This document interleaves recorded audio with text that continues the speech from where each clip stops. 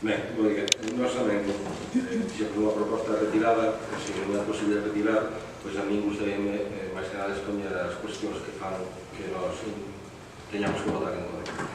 Primeiro, que a Deputación da Coruña está prestando o servicio de cooperación e asistencia en esas cuestións aos concellos de menos de 5.000 habitantes da provincia. Curiosamente, só dos concellos de menos de 5.000 habitantes teñen solicitado a Deputación esa asistencia, que son os concellos de, se non me equivoco, Boimorto e Boqueixón. Os restos dos concellos non.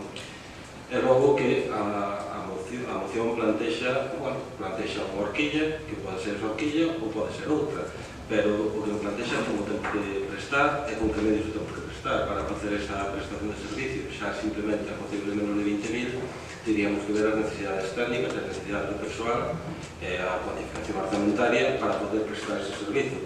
Pero hai cuestións que nos chaman, que por lo menos suscitan a nosa curiosidade. Porque de 20.000 e non de 25.000 ou 30.000, porque na estrutura administrativa, no que é o esqueleto administrativo dos concellos da provincia, hai concellos de 30.000 habitantes que teñen menos aparato administrativo que concellos de